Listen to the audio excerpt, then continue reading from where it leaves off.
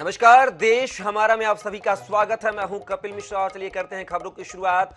बिहार की राजधानी पटना में विपक्षी पार्टियों की पहली बैठक शुक्रवार को हुई है।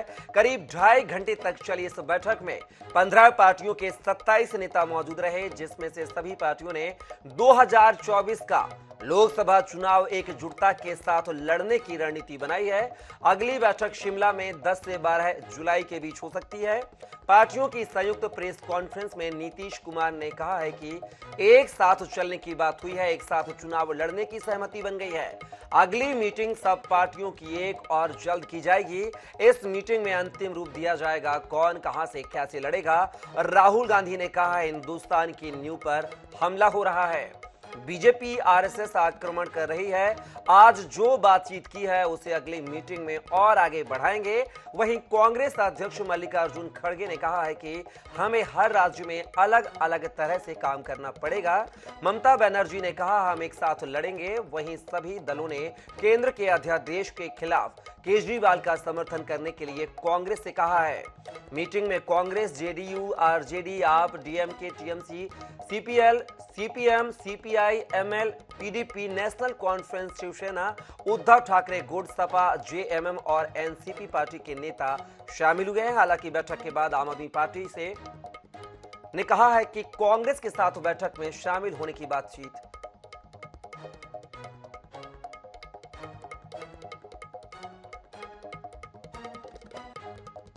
और बहुत अच्छे ढंग से और सब लोगों ने माना है कि हम लोग मिलकर के चलेंगे और देश के हित में है। अभी जो भी शासन में है वो देश के हित में काम नहीं कर रहे और सारे इतिहास को बदल रहे हैं। आजादी की लड़ाई को भी भुलवा देंगे। हिंदुस्तान की नींव पर आक्रमण हो रहा है। फाउंडेशन पर, इंस्टीट्यूशंस पर, आवाज पर बीजेपी और आरएसएस आक्रमण कर रही है। मैंने मीटिंग में भी कहा यह विचारधारा की लड़ाई है और इसमें हम सब एक साथ खड़े हैं। हम में जरूर थोड़ी थोड़ी डिफरेंसेस होंगी, मगर हमने ये निर्णय लिया है कि हम एक साथ काम करेंगे, फ्लेक्सिबिलिटी के साथ काम करेंगे और जो हमारी विचारधारा है जिसको हम शेयर करते हैं उसकी हम रक्षा करेंगे। सभी नेताओं को कंसेंट करके फिर उसके बाद में चुनाव भी है बहुत से जगह पंचायत के और दूसरे, इसीलिए हम ये तय किया है कि वहाँ पर बैठकर एक एजेंडा बनाए और उसमें किन किन चीज़ों के ऊपर हम निर्णय ले सकते हैं और आगे किस ढंग से बढ़ना चाहिए। और हर राज्य में तो अलग अलग ढंग से हमको काम करना पड़ेगा। एक ही बात हर जगह नहीं चलती, तो उसके लिए भी हम ये करेंगे कि तय करेंगे कि तमिलनाडु में स्ट्रैटेजी क्या होना चाहिए, यूपी में क्या होना, बिहार में क्या होना, कश्मीर में क्या होना, ऐसा हर जगह, महाराष्ट्र में क्या, ये ऐसा सभी स्ट्रैटेजी करके एक निर्णय लेंगे और आगे भी फिर इस यूनिटी को बढ़ाने के लिए हम लोग पूरे काम करेंगे। बहुत खुल करके सभी लोगों ने अपने इरादा को रखा है और ये तय हुआ है कि शिमला में अगली बैठक होगी। उसमें हम लोग आगे के और कार्यक्रम किस तरह से क्या हो वो हम लोग तय करेंगे, चर्चा करेंगे। एक होकर के लड़ना है। देश की जनता बोलते थे कि भाई वोट है आप लोगों का, लेकिन आप लोग मिलते नहीं। एक सांप्रदायिक स्थिति पैदा करने की साजिश जगह जगह फल हो रही है और जिससे समाज की एकता हो सोच ये कार्यक्रम आज राष्ट्रीय जनता पार्टी और उनके साथियों का और इससे सामना करना हो और सब ये भी जानते हैं कि हम अलग अलग पार्टी के नेता हैं, स्वाभाविक है, हमारी विचारधारा अलग है, कुछ मतलब भिन्नता हो भी सकती है, लेकिन देश एक है और इस देश को बचाने के लिए, देश की एकता अखंडता कायम रखने के लिए हम एक साथ आए हैं। और इसके आगे जब भी जो भी हमारे देश के प्रजातंत्र पर आघात करेगा, उसका हम सब मिलकर विरोध करेंगे। हम लोगों ने ये तैयार किया कि बीजेपी का तानाशाही जो गवर्नमेंट, जो डिक्टेटरशिप चला रहा है, जो एट्रोसिटीज चला रहा है, एट्रोसिटीज टेरिबल, क्या नहीं किया। हम लोग जो इलेक्टेड गवर्नमेंट है, हम लोग को उधर में पूरा राजभवन को ऑल्टरनेटिव गवर्नमेंट बना दिया। हमारा स्टेट का मालूम नहीं है फाउंडेशन डे है, उन्होंने फाउंडेशन डे कर दिया, हम लोग को कंसल्ट भी नहीं करके। जो मर्जी करते हैं, जो अगर कोई कुछ बोलते हैं तो उसको खिलाफ में ईडी लगा देता है, सीबीआई लगा देता है। मीडिया को तो पूरा कंट्रोल किया है और क्या चालाकी करते हैं, चुपी रुस्तम का माफिक। मध्य प्रदेश में कटनी जिले के दो कद्दावर नेताओं ने बीजेपी का दामन छोड़कर कांग्रेस का दामन थाम लिया है। पूर्व मंत्री दीपक जोशी के बाद विजय राघवगढ़ से पूर्व विधायक ध्रुव प्रताप सहित 4 बड़े नेताओं और कार्यकर्ताओं ने कांग्रेस की सदस्यता ले ली है। विधानसभा चुनाव से पहले मध्य प्रदेश में दल बदल की सियासत तेज होती जा रही है। पूर्व मुख्यमंत्री कैलाश जोशी के बेटे दीपक जोशी के बाद अब कटनी जिले में बीजेपी से विधायक रह चुके ध्रुव प्रताप सिंह और कद्दावर नेता शंकर महतो ने कांग्रेस ज्वाइन कर ली है। दोनों ने कमलनाथ, दिग्विजय सिंह और नेता प्रतिपक्ष डॉक्टर गोविंद सिंह की मौजूदगी में शुक्रवार को कांग्रेस की सदस्यता ग्रहण की। ध्रुव कटनी जिले की विजय राघवगढ़ सीट से विधायक रह चुके हैं, जबकि शंकर महतो बोहरी बंद के कद्दावर नेताओं में गिने जाते हैं। कांग्रेस की सदस्यता लेने के बाद दोनों नेताओं ने बीजेपी संगठन पर जमकर निशाना साधा। ध्रुव प्रताप सिंह ने विधायक संजय पाठक को दुर्योधन, सीएम को धृतराष्ट्र बताया। पूर्व में जो भारतीय जनता पार्टी का संगठन था, वो भी इस समय सबसे निचले स्तर पे है। महाभारत में एक पात्र थे दुर्योधन, जो कि बिजराहोगढ़ के विधायक हैं, वो दुर्योधन के पात्र हैं। जो महाभारत में दुर्योधन बढ़ गए हैं, लेकिन धृतराष्ट्र एक ही हैं, जो भोपाल में बैठे हैं, उनके हाथ में पट्टी बंधी हुई है। आज किसान लुट रहा है, हमारे अधिकारों को छीना जा रहा है।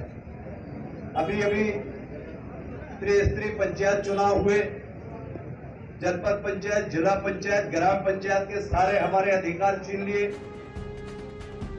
वहीं पीसीसी चीफ कमलनाथ ने कटनी जिले के नेताओं के पार्टी ज्वाइन करने पर कहा कि बीजेपी छोड़ने की बुलेट ट्रेन चल रही है, तो वहीं बीजेपी अध्यक्ष वीडी शर्मा बैकफुट पर नजर आए।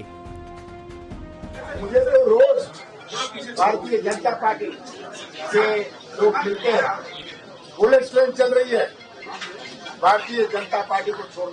पूरे प्रदेश में ऐसा कोई जिला नहीं है जहाँ के लोग परेशान नहीं है, जिन्होंने सालों से भारतीय जनता पार्टी से जुड़े हैं। भारतीय जनता पार्टी ने आदरणीय ध्रुव प्रताप जी हो या जो भी हो, सबको भारतीय जनता पार्टी ने हमेशा सम्मान दिया है। ये सब देखिए, अब राजनीति है और राजनीति शुरू हो गई है। कांग्रेस की सदस्यता लेने वाले कटनी जिले के ध्रुव प्रताप सिंह छत्री तो शंकर महतो लोधी समाज से आते हैं।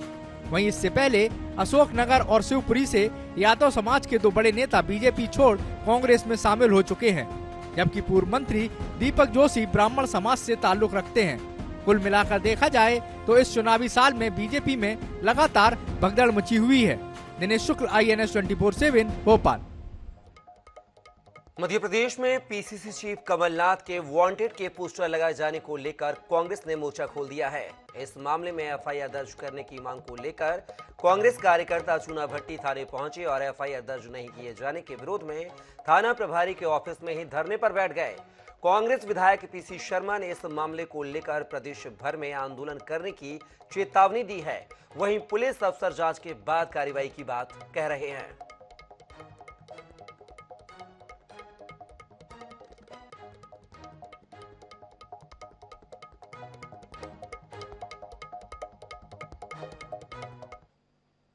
राजधानी भोपाल में कमलनाथ के लगे पोस्टर्स को लेकर अब कांग्रेस सड़कों पर है, तो वहीं थाने में भी इस वक्त जो है कांग्रेसी धरने पर बैठ गए हैं। देख सकते हैं मेरे पीछे का नजारा, चुनाभट्टी थाने में जो है इस वक्त कांग्रेस के तमाम कार्यकर्ता मौजूद हैं और इस पूरे मामले में एफआईआर दर्ज करने की जो मांग है यहाँ पे कांग्रेसी कार्यकर्ता कर रहे हैं। साफ तौर पर कांग्रेस का कहना है कि मामले में अगर एफआईआर दर्ज नहीं होती है तो इस मामले में लगातार इनका धरना प्रदर्शन ऐसे ही जारी रहेगा। साफ तौर पर धरने पर बैठे हैं, थाने प्रभारी का ये पूरा चैम्बर है, चुनाभट्टी थाने का ये चैम्बर है और यहाँ पर इनकी मांग है कि यहाँ पे एफआईआर दर्ज की जाए। कहा जा सकता है कि जो अब पोस्टर वॉर है मध्य प्रदेश की सियासत में चुनावों के चलते शुरू हो चुका है। पूर्व मुख्यमंत्री कमलनाथ के पोस्टर लगे हुए थे जिसमें उन्हें वांटेड दिखाया गया था। हालांकि चुनाभट्टी पुलिस का तर्क है कि ये जो मामला है ये उनका नहीं आता है, ये साइबर क्राइम में आता है और इसी के चलते अभी पुलिस ने जो है एफआईआर दर्ज करने से मना कर दिया है, जिसके चलते यहाँ पे जो कांग्रेसी हैं वो अब धरने पर बैठे हुए हैं। इस वक्त यहाँ से विधायक वी शर्मा भी उनसे बातचीत करेंगे। सर, आप लोग यहाँ पे मांग के लिए बैठे हैं, धरने पर बैठे हैं, क्या आप लोग की मांगे और पुलिस की तरफ से क्या कुछ कहा जा रहा है? नहीं, ये इस तरह के जो पोस्टर्स हैं, ये पोस्टर्स कमलनाथ जी एक्स चीफ मिनिस्टर, प्रदेश कांग्रेस के अध्यक्ष, उनके जो पोस्टर करके उनको जो अपमानित किया गया है, जो अवांछित बातें जो कही गई है, उसकी एफआईआर करने हम आए हैं और बात करके आए। 3 बजे हमने कहा हम आएंगे एफआईआर करने, तो टीआई और जो एसीपी है वो यहाँ पर मिले, वो एफआईआर करने को तैयार नहीं है। एफआईआर का मतलब होता है फर्स्ट इंफॉर्मेशन रिपोर्ट। हम कह रहे हैं ये पहली इंफॉर्मेशन हम आपको दे रहे हैं, इसको दर्ज कीजिए और आपको कोई प्रॉब्लम है तो अज्ञात के नाम से कीजिए, 0 पे कीजिए। अगर आप कहते हैं कि मामला क्राइम ब्रांच का है तो जो भी करें, तो ये तो बुलाया ना, इनके कहने में आए हम, तो इन्होंने कहा आइए एफआईआर दर्ज करने और उसके बाद एफआईआर दर्ज नहीं कर रहे हैं। लेकिन जब तक एफआईआर दर्ज नहीं होगी हम यहाँ जाएंगे नहीं। थाना प्रभारी भी हमारे साथ नितिन शर्मा जी, उनसे बातचीत करेंगे। सर, एफआईआर दर्ज करने की मांग पे यहाँ पे कांग्रेस से आए हुए हैं, आप लोगों का क्या तर्क है, क्या कहना है आप लोगों का? अभी उन्होंने आवेदन दिया है, उसे जांच के बाद से देखते हैं क्या विषय है, उसके बाद होगी। एकदम क्राइम ब्रांच की बात की जा रही है कि काफी क्षेत्रों में लगे थे, आप लोग भी क्राइम ब्रांच की बात कर रहे हैं, उसको लेकर आप लोगों ने क्या इनको आश्वासन दिया है? अभी कोई आश्वासन दिया, अभी केवल आवेदन की बात हो रही है, देखते हैं वो आवेदन देते हैं, हम उसका पावती देंगे उनको। आवेदन देने के बाद, पावती देने की बात यहाँ पे पुलिस की तरफ से की जा रही है। कहा जा सकता है कि एक जो मामला कमलनाथ के पोस्टर को लेकर है, उसको लेकर अब जो है कांग्रेसी थाने के धरने पर बैठ गए हैं। कांग्रेस का साफ तौर पर कहना है मामले में एफआईआर दर्ज नहीं होती है तो प्रदेश भर में आंदोलन जो हो रहे हैं उसमें इस पूरे मुद्दे को इंक्लूड किया जाएगा। तो वहीं पुलिस का अपना अलग तर्क यहाँ सामने आ रहा है। भोपाल से INS 24 न्यूज के लिए कैमरामैन सनी के साथ गौरव गुप्ता। मध्य प्रदेश में कांग्रेस का केंद्रीय नेतृत्व भी चुनाव की कमान संभालने जा रहा है। प्रदेश में जल्द ही राष्ट्रीय अध्यक्ष मल्लिकार्जुन खड़गे, राहुल गांधी और प्रियंका गांधी के दौरे होने वाले हैं। बीजेपी कांग्रेस की इस रणनीति पर चुटकी ले रही है, देखिए हमारी इस खास रिपोर्ट में। मध्य प्रदेश में कांग्रेस ने चुनावी बिसात बिछाना शुरू कर दिया है। पूर्व मुख्यमंत्री कमलनाथ के नेतृत्व में कांग्रेस ने विधानसभा चुनाव का बिगुल फूंक रखा है। अब कांग्रेस का केंद्रीय नेतृत्व भी प्रदेश में मोर्चा संभालने को तैयार है। जल्द ही पार्टी का केंद्रीय नेतृत्व प्रदेश के दौरे शुरू करेगा, जिसकी तैयारियां शुरू हो चुकी हैं। राष्ट्रीय अध्यक्ष मल्लिकार्जुन खड़गे जल्द करेंगे प्रदेश का दौरा। राहुल प्रियंका भी जुलाई में आ सकते हैं मध्य प्रदेश। तीनों नेताओं के दौरे के लिए दिल्ली से मिली हरी झंडी। अगले हफ्ते जारी हो सकता है दौरा कार्यक्रम। आदिवासी वोटर्स को साधने कांग्रेस कर रही है प्लानिंग। प्रियंका आदिवासी इलाकों पर कर रही है फोकस। महाकौशल के बाद प्रियंका कर सकती हैं विंध्य का दौरा। कांग्रेस का केंद्रीय नेतृत्व अब पूरी तरह से मध्य प्रदेश पर फोकस करता नजर आ रहा है। केंद्रीय नेतृत्व के दखल पर बीजेपी चुटकी ले रही है। वहीं कांग्रेस इन दौरों को पार्टी के लिए सफलता की गारंटी मान रही है। प्रियंका गांधी आ जाए, सोनिया जी आ जाए, राहुल गांधी आ जाए, रॉबर्ट वाड्रा आ जाए, उनके बच्चे आ जाए, सब आ जाए, कोई फर्क पड़ने वाला नहीं। जहां जहां गए गुजरात से लेके हमने देखा, खुद प्रियंका गांधी गई, यूपी में 2 सीट जीती। राहुल गांधी खुद चुनाव हार चुके हैं, वायनाड से इस बार फिर चुनाव हारेंगे, तो उनके आने से कोई फर्क नहीं पड़ता। हम तो कहते हैं जितने ही आएंगे उतने हमारे वोट बढ़ते हैं। आगामी विधानसभा चुनाव को देखते हुए निश्चित ही मध्य प्रदेश कांग्रेस कमेटी ने जो प्रस्ताव केंद्रीय हमारे नेतृत्व को भेजा था, राहुल गांधी जी, प्रियंका जी और हमारे राष्ट्रीय अध्यक्ष मल्लिकार्जुन खड़गे जी के मध्य प्रदेश के दौरों के संबंध में, तो उसमें हमको जुलाई के लिए कुछ डेट्स से मिली है। निश्चित ही कांग्रेस पार्टी और मध्य प्रदेश की जनता की जो आवाज़ है उसको सुनने के लिए जनता में भी बड़ी बेताबी है और कांग्रेस पार्टी के कार्यकर्ताओं में जोश और जुनून है। कांग्रेस के बड़े नेताओं के दौरे जल्द ही फाइनल होने जा रहे हैं। इस बार कांग्रेस ने प्रदेश में 150 सीटें जीतने का लक्ष्य रखा है। इस लक्ष्य को हासिल करने के लिए प्रदेश कांग्रेस के साथ ही केंद्रीय नेतृत्व भी कोई कोर कसर बाकी नहीं छोड़ना चाहता है।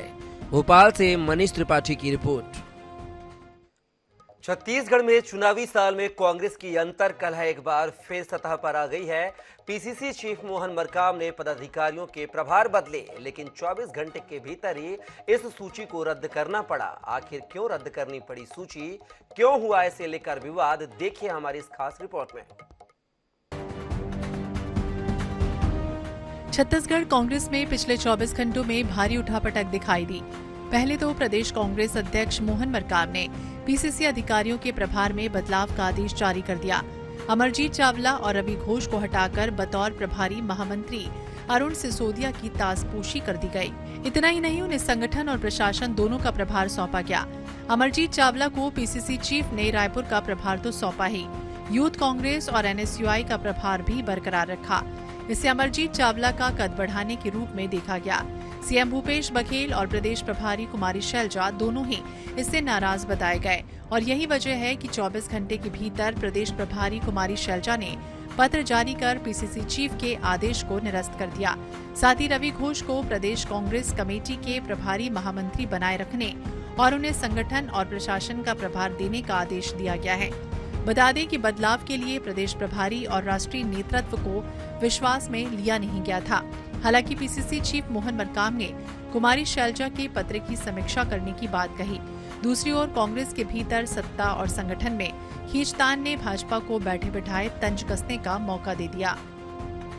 अभी तो शुरुआत है, आने वाले समय में सत्ता का संघर्ष और संगठन के साथ टकराव कांग्रेस को ले डूबेगा। नहीं, देखिए माननीय जो शैलजा मैम जी ने जो पत्र लिखा है उसमें नियुक्तियों के बारे में कहा है, उसकी हम समीक्षा कर रहे हैं। छत्तीसगढ़ की कांग्रेसी सियासत में ऐसा पहली बार हुआ जब प्रदेश अध्यक्ष के आदेश को किसी प्रभारी ने 24 घंटे के भीतर ही बदला हो। इससे जहां सीएम भूपेश बघेल एक बार फिर अपनी बात मनवाने में सफल रहे, तो वहीं पीसीसी चीफ मोहन मरकाम इस फैसले के बाद अकेले पड़ते नजर आ रहे हैं।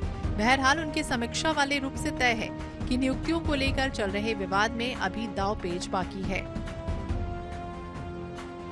INS 24/7 के लिए रायपुर से गौरव शर्मा की रिपोर्ट। छत्तीसगढ़ कांग्रेस संगठन में फेरबदल के बीच पीसीसी चीफ मोहन मरकाम का बड़ा बयान सामने आया है।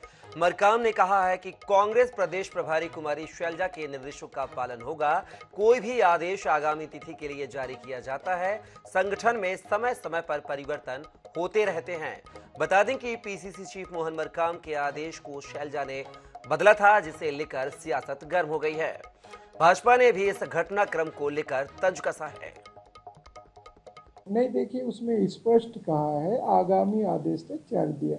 हो सकता है आज है, कल चेंज हो जाए, परसों चेंज हो जाए, वो तो समय समय की बात रहता है। वो तो तात्कालिक व्यवस्था होती है, तात्कालिक व्यवस्था के तहत काम करने के लिए हम लोग देते हैं। छत्तीसगढ़ प्रदेश कांग्रेस कमेटी में समय समय पर परिवर्तन होते रहते हैं। उनके जो हमारे संगठन के जो पदाधिकारी हैं उनको कहाँ लगाना है, क्या लगाना है, उनको समय समय पर हम लोग चेंज करते रहते हैं। स्थायी कोई नहीं होता है, मगर AICC का जो भी निर्देश होता है आदरणीय प्रभारी जी का, उन आदेशों को हम लोग पालन करते हैं।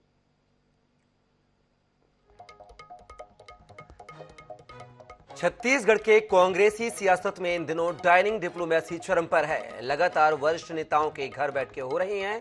इन बैठकों में अहम रणनीति भी बन रही है। गुरुवार को एक बार फिर सीएम हाउस में मैराथन बैठक चली। बैठक में संगठन में नियुक्तियों पर बात हुई और बूथ चलो अभियान की रणनीति बनी है। कांग्रेस की प्रदेश प्रभारी कुमारी शैलजा की मौजूदगी में गुरुवार को सीएम हाउस में बैठक हुई। बैठक में तय किया गया कि मुख्यमंत्री से लेकर मंत्री और विधायकों से लेकर प्रदेश पदाधिकारी तक तमाम नेता बूथों में जाकर मीटिंग करेंगे। 26 जून को बस्तर से इसकी शुरुआत होगी। इसके बाद 28 को दुर्ग और 30 जून को बिलासपुर संभाग के सभी विधानसभा के सभी बूथों तक वरिष्ठ नेता पहुंचेंगे। इस दिन न सिर्फ मीटिंग होगी बल्कि बूथ के कार्यकर्ताओं के साथ पूरा दिन बिताने की कोशिश होगी, जिससे उनकी समस्याओं को समझा जा सके और आत्मीयता बढ़ाकर कार्यकर्ताओं को रिचार्ज किया जा सके। हर विधानसभा में कम से कम एक बड़े नेता को भेजने का फैसला हुआ है। पीसीसी चीफ मोहन मरकाम ने बैठक के बाद इसकी जानकारी दी। इधर कांग्रेस की लगातार हो रही बैठकों और उसमें बन रही रणनीतियों पर भाजपा की प्रतिक्रिया आई है। अभी तो शुरुआत है, आने वाले समय में सत्ता का संघर्ष और संगठन के साथ टकराव कांग्रेस को ले डूबेगा।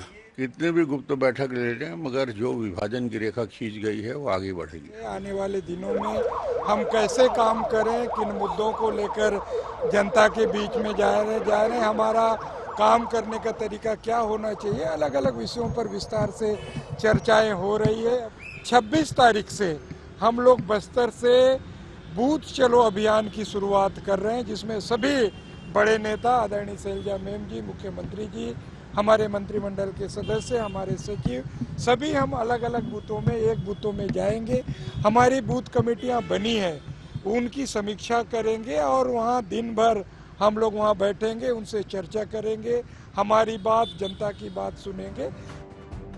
कांग्रेस की प्रदेश प्रभारी मैराथन बैठकों के माध्यम से जहां सत्ता और संगठन के बीच तालमेल बढ़ाने की कोशिशों में जुटी हुई हैं, वहीं नए नए कार्यक्रमों के माध्यम से चुनावी तैयारियों को भी धार देने की कोशिश की जा रही है। प्रदेश प्रभारी सत्ता और संगठन में तालमेल बनाने में कितनी सफल होंगी, यह तो आने वाला वक्त ही बताएगा, लेकिन फिलहाल कांग्रेस चुनावी तैयारियों में एक्टिव जरूर नजर आ रही है। रायपुर से INS 24/7 के लिए गौरव शर्मा की रिपोर्ट।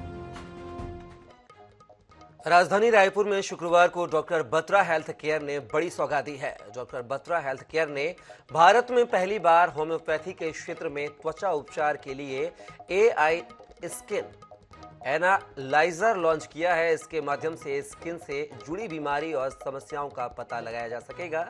इस मशीन की खास बात यह है कि भविष्य में होने वाली समस्याओं का भी पता लगाता है और मरीजों का सही समय पर इलाज हो सकेगा।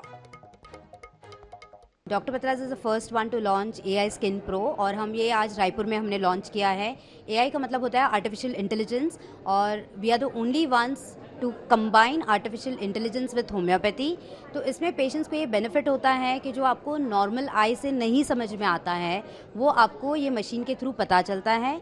ये 11 स्किन कंडीशंस को आइडेंटिफाई कर लेता है एंड जैसे कि इलास्टिसिटी है, पोर्स है, पिगमेंटेशन है, रिंकलिंग है, एक्ने है, रेडनेस है, कोई इन्फ्लेमेशन है, तो आपको नॉर्मल आई से नहीं दिखता है, आपको इससे पता चल जाता है। फिलहाल वक्त है ब्रेक का, जल्द लौटेंगे।